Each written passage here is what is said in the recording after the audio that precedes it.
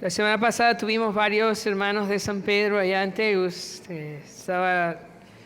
Entre ellos estaba Héctor y Cira. Y yo les comenté que venía para acá y me dijeron, bueno, pastor, predique el mismo sermón allá en San Pedro. Entonces, hoy van a escuchar el sermón que predicamos en Tegucigalpa la semana pasada. Hemos estado estudiando sobre el libro de Éxodo. Desde hace más de 2 años hemos estado versículo por versículo y creo que nos va a tocar un año más terminarlo. Ahorita estamos en la parte del tabernáculo, estamos viendo cada parte del tabernáculo y hoy voy a compartirles acerca del altar de bronce. En Éxodo 27, del 1 al 8, Éxodo 27, del 1 al 8, voy a leerlo en la Nueva Biblia de las Américas. Si ven un poco de diferencia, estoy usando esta versión. Dice, harás también el altar de madera de acacia de 5 codos, o sea, 2.25 metros su longitud, de 5 codos, 2.25 metros de anchura. El altar será cuadrado y de 3 codos, alrededor de 1.35 metros su altura. Le harás cuernos en sus 4 esquinas. Los cuernos serán de una misma pieza con el altar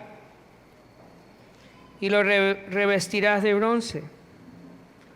Harás asimismo sus recipientes para recoger las cenizas y sus palas, sus tazones, sus garfios y sus braseros, todos sus utensilios los harás de bronce.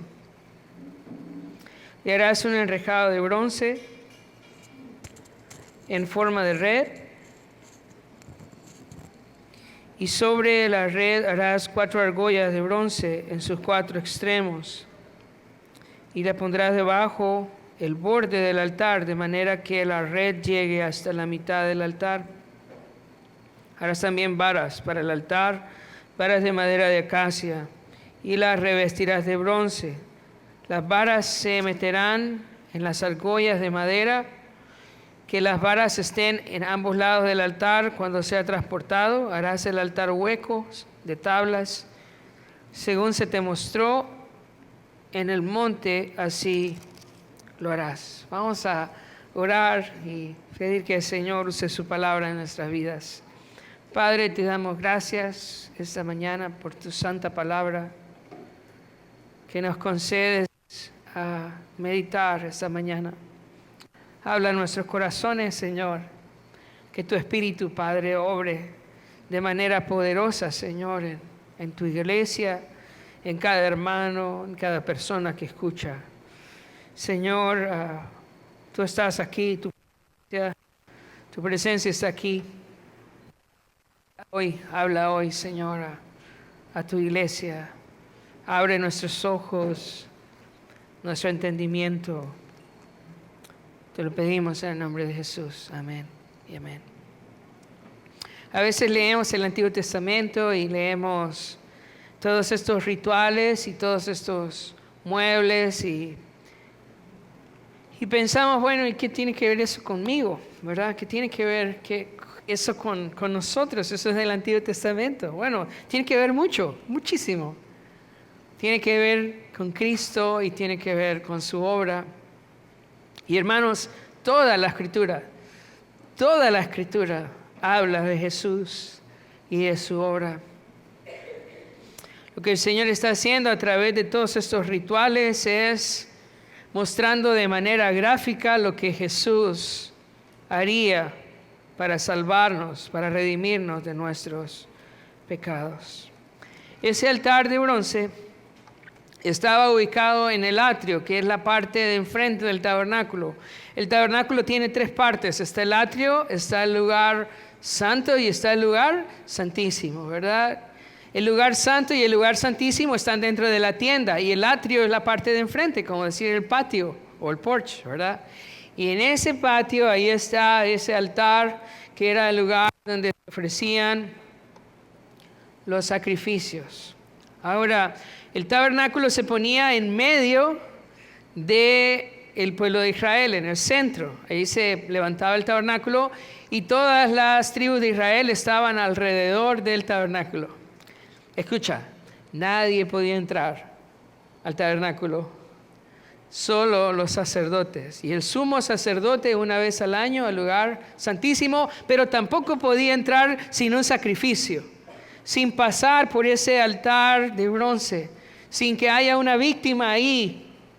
No podía entrar el sumo sacerdote al lugar santo. A veces vamos leyendo las historias en el Antiguo Testamento, pero no sabemos cómo conectan una con la otra. Pero la verdad es que el Antiguo Testamento no es una serie de historias desconectadas que hablan solo de cuestiones morales. Todas están relacionadas unas con las otras y, como les decía, nos ayudan a entender quién es Jesús. Ahora, ¿dónde surge esta idea del sacrificio? ¿Dónde comienza? Bueno, desde Génesis. Y yo quiero decirte que el Edén y el tabernáculo y el templo y la iglesia están conectados todos. Te voy a explicar en qué. Ok, Dios creó toda la tierra, ok. Toda la tierra fue creada por el Señor. Pero, ok, piensa en toda la tierra, ok. Pero había un jardín en donde la presencia de Dios se manifestaba libremente, de manera particular. Algo pasaba en este jardín que no pasaba en el resto de la tierra. ¿Y qué pasaba en este jardín? Que la presencia de Dios estaba allí, en ese jardín. Lo mismo pasa con el tabernáculo. Dios tiene toda la tierra, ¿cierto? Él está en los cielos, llena la tierra, pero hay algo pasaba en ese tabernáculo. ¿Qué pasaba? Que la presencia de Dios estaba allí de manera sobrenatural. Nosotros no podemos entender eso. Lo mismo pasa más adelante en el templo de Salomón. La presencia de Dios estaba allí en el templo de Salomón. Y ahora pasa en la iglesia. La presencia de Dios está en su iglesia de manera sobrenatural. Y cuando pensamos en el cielo, ¿de qué se trata el cielo? De la presencia de Dios de manera sobrenatural. Entonces, todas estas historias están conectadas, ¿verdad? Todas nos llevan a este punto. ¿Sabías que la ciudad que se describe en el Apocalipsis es un cubo? Y cuando buscas esta figura, la encontramos en el lugar santísimo, en la tienda del tabernáculo, es un cubo. El lugar santísimo en el templo es un cubo. El cielo es un cubo. ¿Y qué significa eso? Es la presencia de Dios. ¿Ok? Entonces, yendo al Edén, la presencia de Dios se manifestaba de manera sobrenatural en el Edén. Y el hombre hablaba con Dios. Pero el hombre pecó y fue echado del Edén. Fue echado del Edén. ¿Y qué puso Dios? ¿Recuerdan qué puso Dios para que el hombre no entrara? 2 querubines que cuidaban el camino para que el hombre no pudiera entrar. Ahora el Señor hizo algo, ¿verdad? El hombre debía de morir por su pecado, pero el Señor hizo algo. Dice que Él cubrió al hombre, cubrió su desnudez. ¿Cómo lo cubrió? Pues mató a un animal, mató a una víctima. Y ahí comienza, hermanos, comienza esta idea de los sacrificios desde el Edén, ¿ok? Desde el Edén vemos al Señor cubriendo el pecado de Adán y de Eva, poniendo vestiduras, matando a una víctima. Luego vemos que Abel ofrece también un sacrificio. ¿De dónde sacó Abel esta idea? Bueno, de lo que pasó en el Edén. Luego vemos más adelante que Noé ofrece un sacrificio. Luego vemos más adelante que Abraham ofrece un sacrificio. Y ahora en el tabernáculo Dios pone este altar de bronce para que se ofrezcan sacrificios. Algo interesante con estos sacrificios, ¿verdad? Que es un recordatorio que no tenemos acceso a la presencia de Dios por nosotros mismos, por nuestros medios. No podemos entrar al Edén. No podemos entrar al tabernáculo. No podemos entrar al templo, no sin sacrificios. Todos los muebles del tabernáculo apuntan a la obra y la persona de Cristo. Pero cuando piensas en la cruz, ¿dónde está representada la cruz en el tabernáculo? ¿Dónde está representada la cruz en el tabernáculo? En el altar de bronce. Ahí es donde la víctima era ofrecida a Dios sobre ese altar. ¿Qué nos recuerda el altar de bronce? Nos recuerda la cruz del Señor. ¿Ok? Pensando en estas cosas, vamos a empezar a desarrollar el altar de bronce. Dice versículo 1, harás también el altar de madera de acacia. Y luego da las dimensiones. No era muy grande, 2,25 metros por 2,25 metros. Era cuadrado, estaba hecho de madera. ¿Sabes?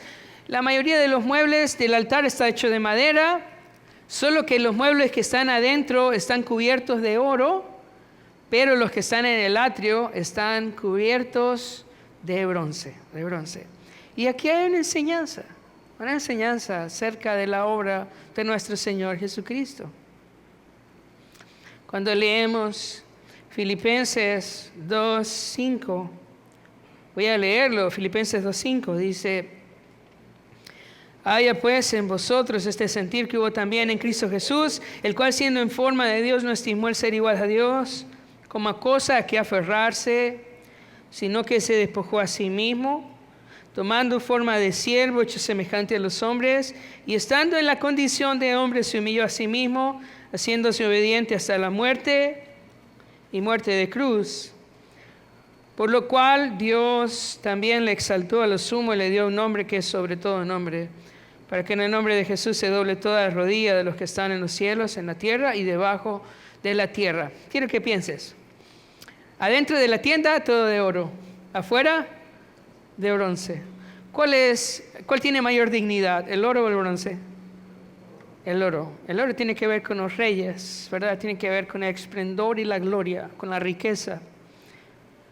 Y afuera el bronce, ¿con qué relacionamos el bronce? Bueno, tiene que ver con el servicio. ¿Para qué se usan el bronce? Para las estufas, para los utensilios de la cocina. Muy bueno con el calor, resistiendo el calor. Y el Señor deja, ¿verdad?, su lugar de gloria y toma una naturaleza humana, una forma humana, se encarna. ¿Para qué? Para morir por los hombres, para salvar a los hombres. En Apocalipsis 1:13 al 15, cuando Juan ve a Jesús en su gloria, mira la descripción que hace de Jesús. Pon atención, dice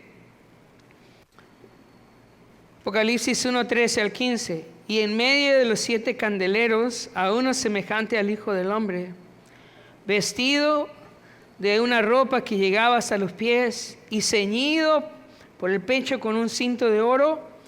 Su cabeza y sus cabellos eran blancos como blanca lana, como nieve. Escucha, sus ojos como llama de fuego. Versículo 15, y sus pies semejantes al bronce bruñido, refulgente como en un horno, y su voz como estruendo de muchas aguas. ¿Cómo eran los pies del Señor? Como bronce bruñido, como un horno. ¿No le recuerda eso al altar de bronce? ¿Recuerdas?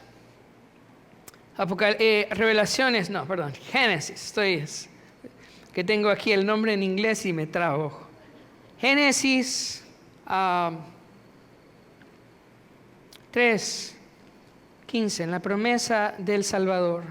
¿Dónde iba a herir el enemigo al hijo de la mujer? ¿Dónde? ¿Y eso qué es? ¿Qué es? Son sus pies. Es sus pies. ¿Cómo eran los pies acá? Pies de bronce. ¿A qué nos recuerda el altar? A la cruz. A la cruz del Señor. Ahí fue donde el Señor fue herido. Entonces vemos que ese altar nos recuerda a Jesús, nos recuerda su obra. Versículo 4 dice, le harás un enrejado de bronce en forma de red, y sobre la red harás 4 argollas de bronce en sus 4 extremos, y las pondrás debajo para el borde del altar, de manera que la red llegue hasta la mitad del altar. Entonces este altar era cuadrado y lo que tenía era como rejas, parecía un anafre, algo así como un anafre, ¿verdad? Y era hueco, o sea que adentro no tenía nada. Lo más probable, hermanos, es que era el mismo altar de piedras sin labrar que hizo Abraham, ¿verdad? Que hizo Noé. Y sobre ese altar se ponía esto como un anafre. Y encima de ese altar se ofrecían los sacrificios. Además de eso, dice que tenía argollas y varas. Y la idea es que era algo que se movía, que se transportaba. Y eso tiene una idea. La idea era que era algo pasajero. No era para siempre, era un momento. ¿Qué estaba haciendo el Señor a través de estos sacrificios? Solo estaba enseñándonos la obra que el Señor iba a hacer para morir por nuestros pecados. O sea, todos estos corderos que fueron sacrificados era solo un recordatorio de que iba a venir un día alguien a pagar por los pecados del hombre. Eso era todo el propósito, era una enseñanza. Un día va a venir alguien que va a pagar por los pecados del hombre. Entonces vamos a pensar ahora en los sacrificios que se ofrecían en este altar de bronce. Vamos a pensar en el fuego. Este altar debía estar siempre encendido. Vamos a pensar en el fuego que había sobre ese altar. Quiero invitarte a ir a Levítico 6, del 12 al 13. Mira lo que dice. Y el fuego encendido sobre el altar no se apagará, sino que el sacerdote pondrá en él leña cada mañana y acomodará el holocausto sobre él y quemará sobre él las grosuras de los sacrificios de paz. Versículo 13, el fuego arderá continuamente en el altar, no se apagará. ¿Ok? Entonces, imagínatelo. Está el atrio, ¿verdad? Y ahí está enfrente el altar. Y más adelante está el lugar santo y más adelante está el lugar santísimo. Y sobre ese altar siempre hay fuego. Siempre hay fuego. Cuando piensas en un fuego que nunca se apaga, ¿qué viene a tu mente? ¿Qué viene a tu mente? Un fuego que nunca se apaga. ¿Dónde han escuchado eso? El infierno, un fuego que nunca se apaga. Jesús habló de eso. Y muchas personas piensan, no, el infierno es una exageración. ¿Cómo va a haber un lugar donde el fuego nunca se apaga? Eso es una exageración. ¿Sabes? No conocemos a Dios. No conocemos su santidad. No conocemos su justicia. Y por eso es tan difícil para nosotros comprender. ¿Un fuego eterno? Sí, un fuego eterno. ¿Un fuego que nunca se apaga? Sí, un fuego que nunca se apaga. Este fuego habla acerca de la ira de Dios y habla acerca de la justicia de Dios. Y vamos a ver de dónde viene este fuego. Pon atención, porque yo creo que hemos leído esto y no lo entendemos. Levítico 9, 22 al 24. ¿De dónde viene este fuego con el cual el altar está encendido y que no hay que apagar este fuego? ¿De dónde viene? Levítico 9, 22 al 24. Dice, Levítico 9, 22 al 24. Después alzó Aarón sus manos hacia el pueblo y lo bendijo. Y después de hacer la expiación, el holocausto y sacrificio de paz, escucha, descendió. Y entraron Moisés y Aarón en el tabernáculo de reunión y salieron y bendijeron al pueblo, y la gloria de Jehová se apareció a todo el pueblo. Versículo 24, y salió fuego de delante de Jehová y consumió el holocausto con las grosuras sobre el altar, y viendo todo el pueblo alabaron y se postraron sobre sus rostros. Hermanos, ¿de dónde viene el fuego? De Dios mismo. La presencia de Dios viene. Fuego sobre el holocausto. ¿Qué era el holocausto? Era el sacrificio. ¿Qué representa eso? La ira de Dios. ¿Sobre quién? Sobre el sacrificio. Consumiendo el sacrificio con su ira. El Señor, con fuego desde el cielo. Ahora, ¿te parece maravilloso? La verdad, este es un patrón en el Antiguo Testamento. ¿Qué pasa cuando fue inaugurado el templo de Salomón? Vamos a leer Segunda de Crónicas 7, del 1 al 3. Dice, y cuando Salomón acabó de orar, descendió fuego de los cielos y consumió el holocausto y las víctimas, y la gloria de Jehová llenó la casa. ¿No te parece maravilloso? Hace el tabernáculo, ¿verdad? Y desciende fuego en el tabernáculo, y luego vemos, ahora presentan ofrendas en el templo y desciende fuego de lo alto sobre el sacrificio, el holocausto. Y sabes, cuando Elías hizo un altar también, ¿recuerdan? Con Baal, los profetas de Baal. ¿Y qué dijo Elías? Si Baal es Dios, que mande fuego, pues, porque mi Dios manda fuego. ¿Y qué pasó cuando Elías oró? Fuego vino sobre el holocausto. Y todos pudieron ver eso.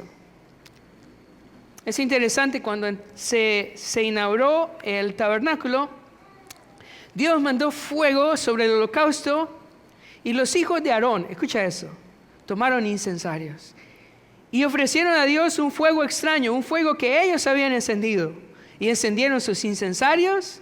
¿Y qué hizo el Señor? Mandó fuego sobre ellos. Quiero que pienses un momento en Caín y Abel. Caín y Abel. Caín ofreció, ¿verdad?, de la tierra, y Abel ofreció un cordero. Yo quiero preguntarte, piensa, va a ser lo que hemos estudiado. ¿Cómo se dio Caín cuenta de que Dios había aceptado el sacrificio de Abel? ¿Cómo piensas que se dio cuenta?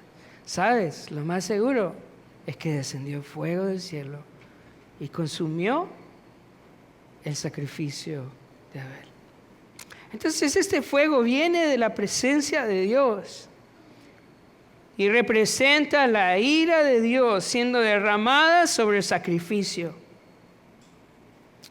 Ahora vamos a pensar en el ritual del sacrificio, y la verdad había muchos sacrificios diferentes, y hoy no vamos a extendernos en pensar en todos los tipos de sacrificio, pero vamos a pensar en el sacrificio por el pecado. Cuando alguien pecaba, tenía que ofrecer un sacrificio, y eso encontramos en Levítico 4, del 4 al 12, y vamos a pensar en este sacrificio.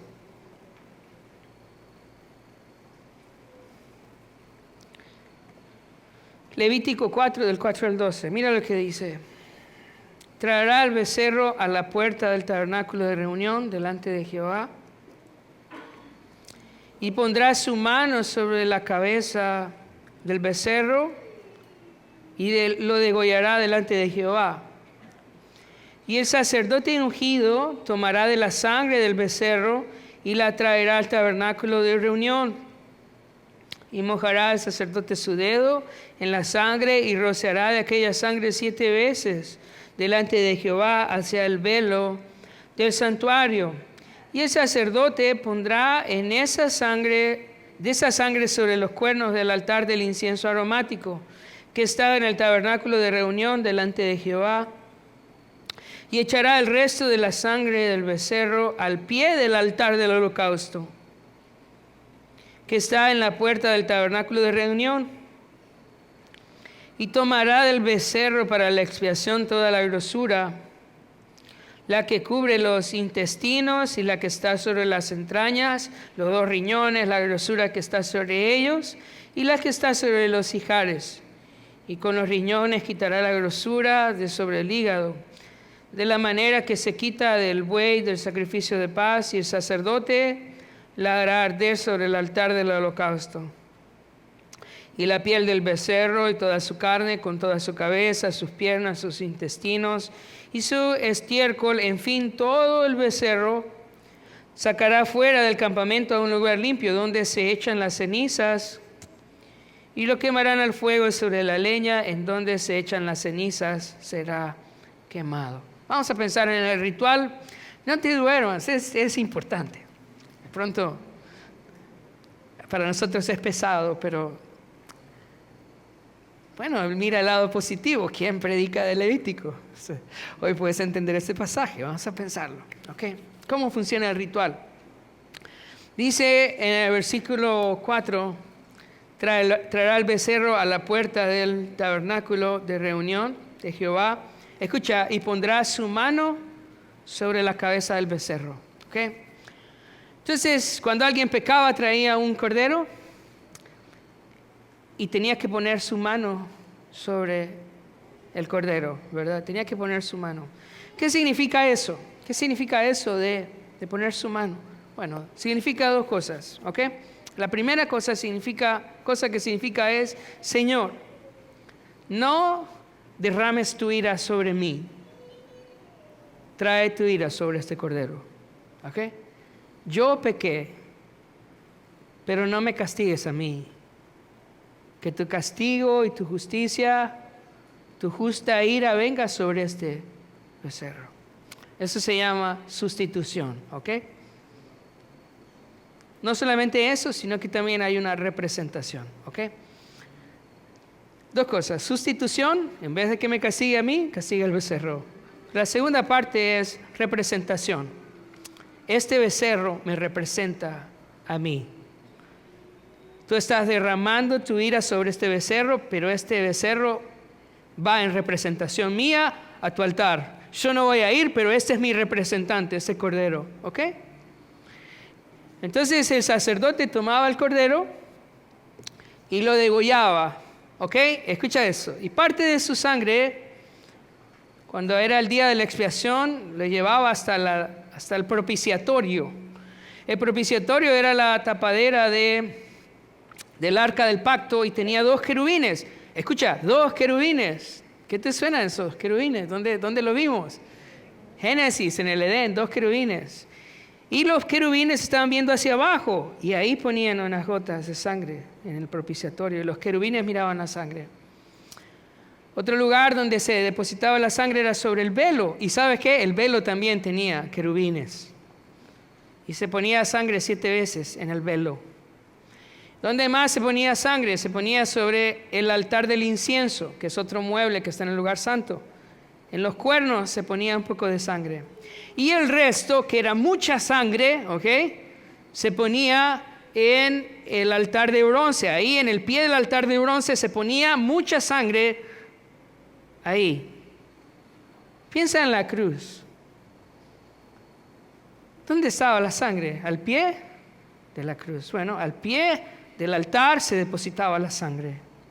Y el resto del animal, ¿verdad? Su piel, sus patas, se llevaba afuera del campamento y se quemaba ahí. Ok, piensa en Jesús. Jesús murió dentro de Jerusalén o fuera de Jerusalén. Fuera de Jerusalén, ¿ok? Murió fuera de Jerusalén. Pero en su sacrificio, ¿qué pasó en el templo? ¿Qué pasó en el templo? Se rasgó. Pero no solamente el impacto de la muerte de Jesús, su sacrificio fue en la cruz, fue en el templo, sino que también el libro de Hebreos nos dice, Hebreos 9:24, dice, porque Cristo no entró en un lugar santo hecho por manos, una representación del verdadero, escucha, sino en el cielo mismo, para presentarse ahora en la presencia de Dios por nosotros. ¿Hasta dónde llegó el sacrificio de Jesús en la cruz? El templo, y no solo el templo, sino hasta la presencia de Dios mismo en el lugar santísimo delante de Dios. Ahí fue ofrecido nuestro Señor Jesucristo. Ahora vamos a pensar en este altar y vamos a pensar en nuestra vida también y lo que representa para nosotros. Vamos a tomar 3 lecciones del Evangelio. La primera cosa que quiero hacerles pensar es nuestra condición natural. ¿Cuál es la condición natural del hombre? Estamos destituidos de la presencia de Dios. Así como Adán salió del Edén, así como el pueblo de Israel no podría entrar en el tabernáculo, así nosotros no podríamos entrar nunca al cielo. Por 3 razones, ¿ok? 3 razones que quiero dejar en tu mente. La primera razón, por nuestro pecado original. Y poco se habla de eso, pero la Biblia dice que por causa de Adán, todos somos pecadores. Cuando Dios sacó a Adán del huerto del Edén, sacó a Adán y a sus hijos. Y todos nosotros, por causa de Adán, estamos destituidos de la gloria de Dios. Adán salió del Edén, ¿y dónde nacieron sus hijos? ¿Adentro o afuera? Afuera. Estamos fuera. No importa qué tan buena gente eres, ¿verdad? No importa qué tan moral eres. Por causa del pecado de Adán, todos hemos sido sacados, destituidos de la presencia de Dios. No hay un hombre, escucha, no hay un hombre que pueda entrar al lugar santo. Porque todos por Adán hemos sido destituidos de la gloria de Dios. Ahora, no solo eso. No solo somos destituidos por el pecado original, somos destituidos porque todos somos pecadores también. Adán pecó, hermanos, y todos nosotros hemos pecado también. Hay una doctrina antigua que se llama la depravación total, y eso no significa que nosotros siempre actuamos de manera depravada. Lo que significa es que dentro de nosotros hay una corrupción que constantemente nos lleva al pecado. Todas las áreas de nuestra vida han sido afectadas por causa del pecado. Somos pecadores, todos nosotros. Hermanos, escucha. Eso es duro de escuchar. Somos malos. Wow. Somos tan malos que nos creemos buenos.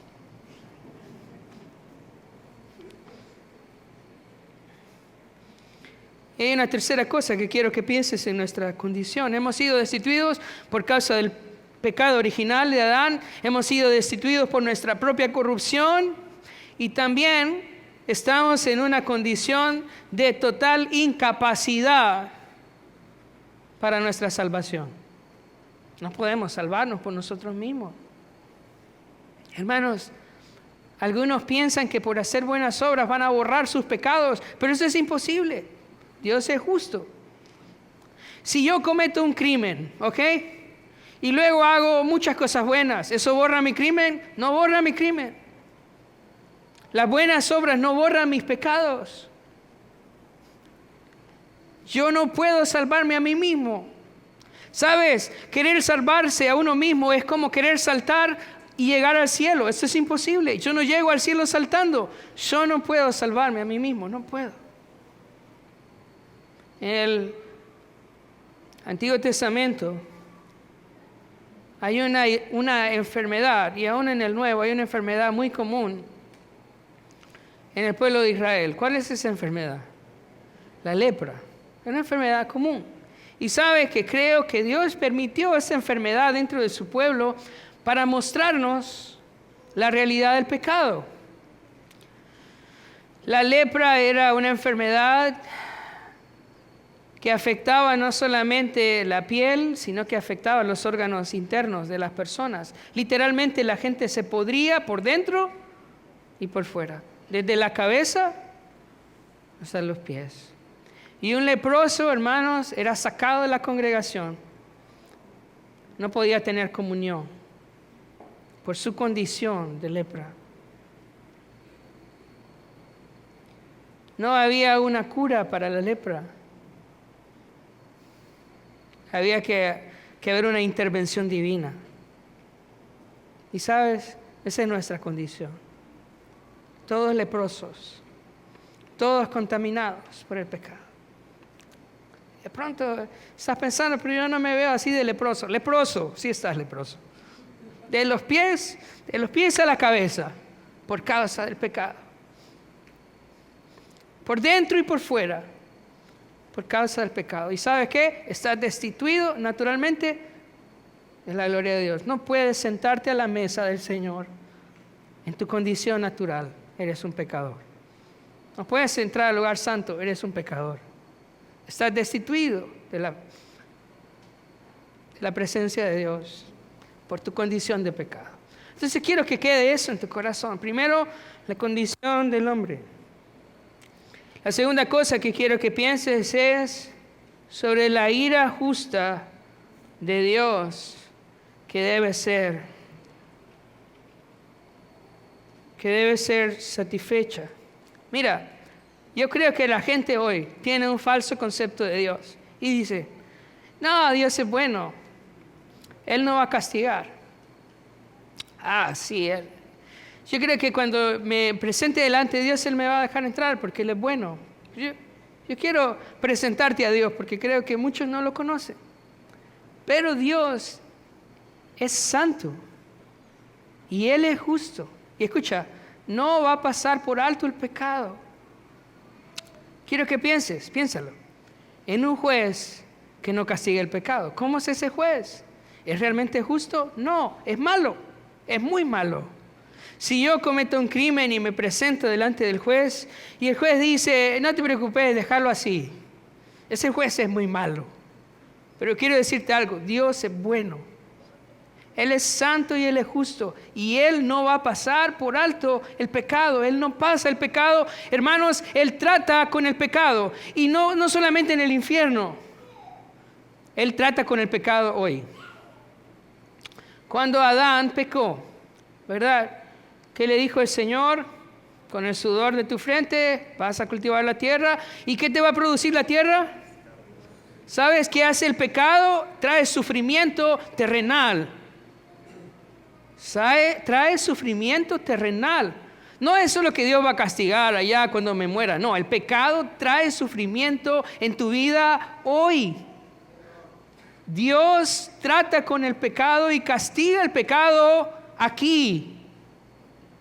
A veces ves personas que viven en desobediencia a Dios y los ves bien felices, pero no son felices. ¿Sabes por qué? Porque la Biblia dice, no hay paz para el impío, dice el Señor. No hay paz para el injusto, dice el Señor. No hay paz para ellos. Se ven felices, pero no son. No son felices. Porque el pecado trae sufrimiento terrenal. Trae sufrimiento terrenal.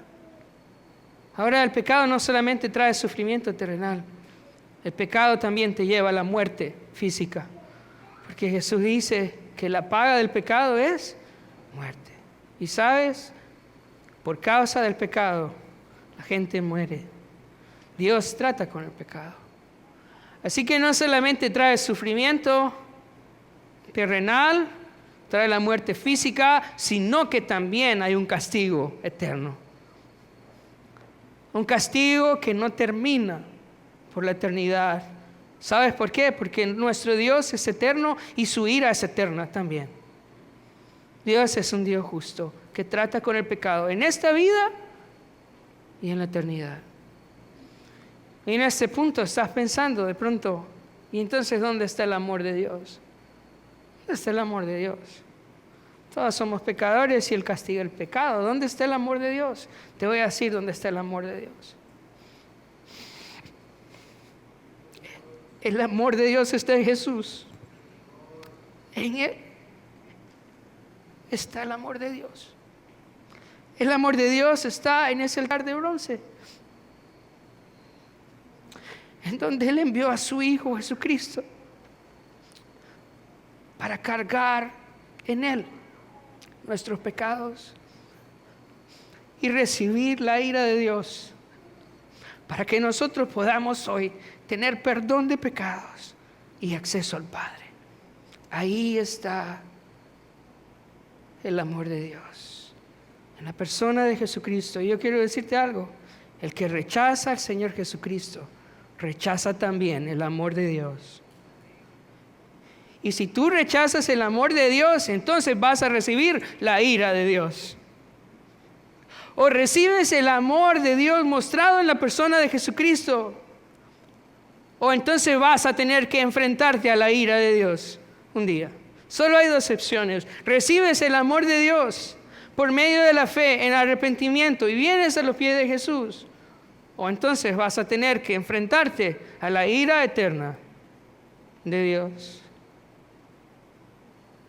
Hay un pasaje que quiero compartir con ustedes en Isaías 53.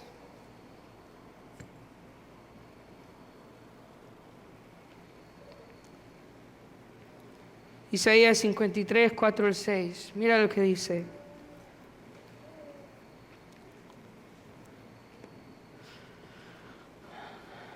Ciertamente llevó Él nuestras enfermedades y sufrió nuestros dolores, y nosotros le tuvimos por azotado, por herido de Dios y abatido. Mas Él herido fue por nuestras rebeliones, molido por nuestros pecados. El castigo de la paz fue sobre Él. El castigo de nuestra paz fue sobre Él, y por su llaga fuimos nosotros curados. Todos nosotros nos descarriamos como ovejas, cada cual se apartó por su camino.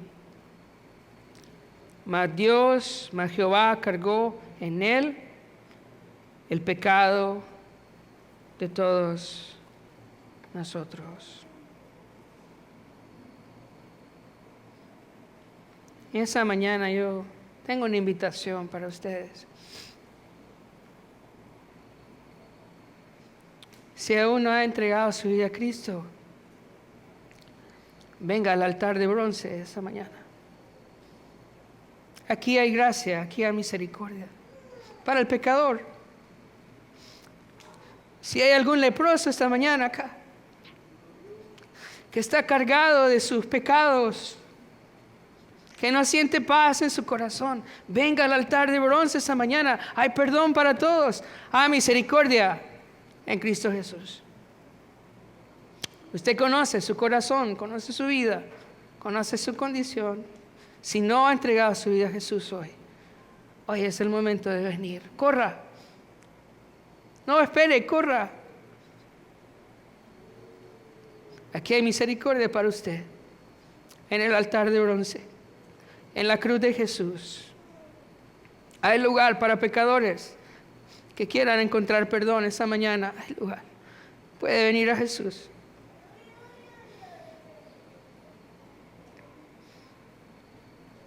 Y la otra invitación para usted también es: si usted realmente ha entregado su vida a Cristo, si usted ha entendido lo que Jesús hizo, el que no conoció pecado, por nosotros se hizo pecado. Si usted entiende lo que el Señor hizo, yo quiero desafiarle esta mañana a vivir para Él cada día de su vida. Aquí. Si usted entiende que Él recibió la ira de Dios por sus pecados, yo quiero desafiarle esta mañana. Entonces sírvale a Él cada día de su vida, porque Él es digno, porque Él lo merece. Él es digno de nuestra obediencia. Él es digno de nuestra adoración. Él es digno de nuestro servicio, porque Él murió por nosotros.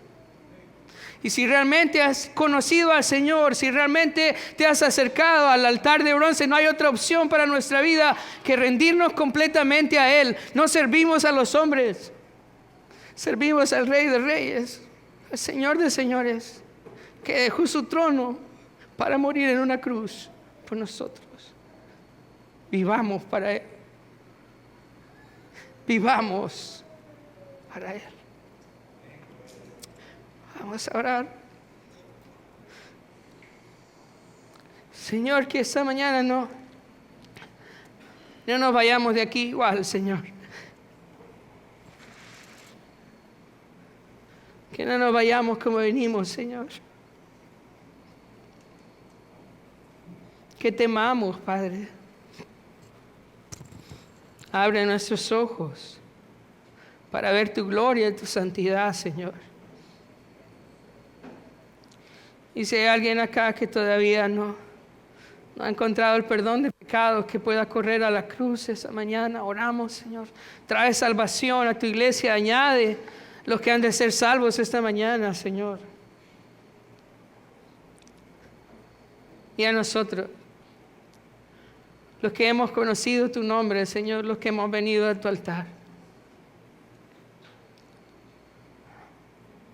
Que desde el fondo del corazón decidamos vivir para ti, Señor, honrándote. Cada día que podamos amarte más, deleitarnos más en tu sacrificio, en tu obra, amarte más, ayúdanos, Señor, a vivir para ti. Lo pedimos en el nombre de Jesús. Amén.